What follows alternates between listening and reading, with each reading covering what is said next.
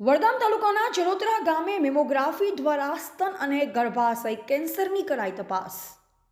167 મહિલાઓની તપાસ કરી મેમોગ્રાફી અંગે વિગતવાર માહિતી આપવામાં આવી. ગુજરાત વિધાનસભાના અધ્યક્ષ અને બનાસ ડેરીના ચેરમેન શ્રી શંકરભાઈ ચૌધરીના માર્ગદર્શન થકી માતા બહેનોના સ્વાસ્થ્યની ચિંતા કરી 1 કરોડના માતબર ખર્ચે બનાસ ડેરી પ્રેરિત શ્રી ગલબાભાઈ નાનજીભાઈ પટેલ ચેરિટેબલ ટ્રસ્ટ સંચાલિત જનરલ સિવિલ હોસ્પિટલ પાલનપુર ખાતે ગુજરાતભરમાં પ્રથમ વખત પશુપાલકોની પોતાની માલિકીની મેડિકલ કોલેજ દ્વારા ડિજિટલ મેમોગ્રાફી વાન ખરીદવામાં આવી છે. મેડિકલ કોલેજ અને જનરલ સિવિલ હોસ્પિટલ પાલનપુરની મહિલા તબીબોની ટીમ દ્વારા ગામે ગામ પહોંચી સ્તન અને ગર્ભાશય કેન્સરની તપાસણી શરૂ કરવામાં આવી છે. જે અંતર્ગત 10 જાન્યુઆરીના રોજ વડગામ તાલુકાના જલોત્રા ગામે બનાસ મેડિકલ કોલેજના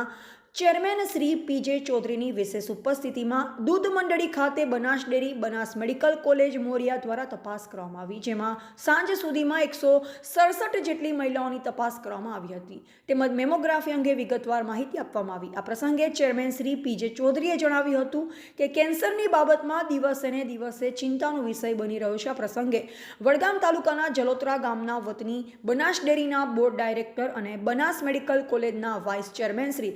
દિનેશભાઈ ભટોળ, પાલનપુર તાલુકાના ડાયરેક્ટર ભરતભાઈ પટેલ, બનાસ ડેરીના એક્ઝિક્યુટિવ ડિરેક્ટર અને brigadier Shri Vinod Bajiya, civil superintendent doctor Sunilbhai Joshi, મહિલા doctor Jayshreeben, Nitaben, nursing staff, Banas ડેરીના કર્મચારીશ્રીઓ, ગામના સરપંચ, તાલુકા સદસ્યો, આગેવાનશ્રીઓ સહિત દૂધ મંડળીના ચેરમેન, મંત્રીશ્રી સહિત મોટી સંખ્યામાં માતાઓ અને બહેનો ઉપસ્થિત રહ્યા હતા.